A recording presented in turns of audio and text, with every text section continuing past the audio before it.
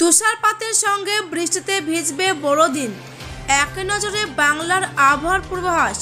তো বড়দিনে কোন কোন রাজ্যের কোন কোন জেলাগুলিতে বৃষ্টি হওয়ার পূর্বাভাস রয়েছে, কোথায় কোথায় তুষারপাত হতে পারে, বাংলার বিভিন্ন জেলার আবহাওয়ার বিস্তারিত খবর জানতে হলে অবশ্যই ভিডিওটিকে স্কিপ না করে সম্পূর্ণ দেখবেন।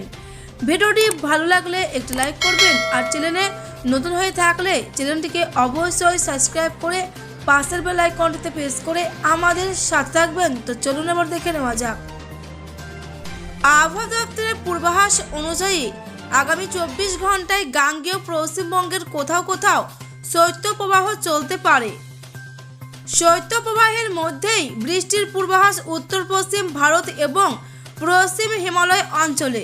এর পিছনে রয়েছে পশ্চিমী ঝঞ্ঝা, যা এই মুহূর্তে উত্তর পাকিস্তান এবং সংলগ্ন এলাকার ওপরে অবস্থান করছে, যার জেরে 22 এবং 23 ডিসেম্বর বিচ্ছিন্নভাবে বৃষ্টি কিংবা তুষারপাত হতে পারে জম্মু ও কাশ্মীর, লাদাখ, গিলগিট বালতিস্তান, মুজাফরবাদ এবং হিমাচল প্রদেশে।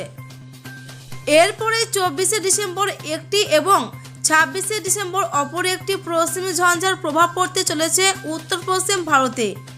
এর প্রভাবে পশ্চিম হিমালয় অঞ্চল 24 থেকে 29 ডিসেম্বরের মধ্যে বৃষ্টি কিংবা তুষারপাতের সম্ভাবনা রয়েছে। 27 ডিসেম্বর নাগাদ বিচ্ছিন্নভাবে ভারী তুষারপাত হতে পারে কাশ্মীর এবং হিমাচল প্রদেশ।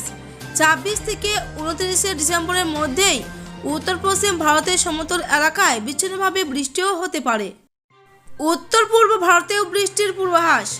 আগামী 5 দিন হালকা থেকে মাঝারি বৃষ্টিপাত হতে পারে অরুণাচল প্রদেশ, অসম, মেঘালয়, নাগাল্যান্ড, মণিপুর, মিজোরাম, ত্রিপুরায়। পশ্চিমের জেলাগুলিতে শৈত্যপ্রবাহের সতর্কতা জারি করেছে আলিপুর আবহাওয়া দফতর।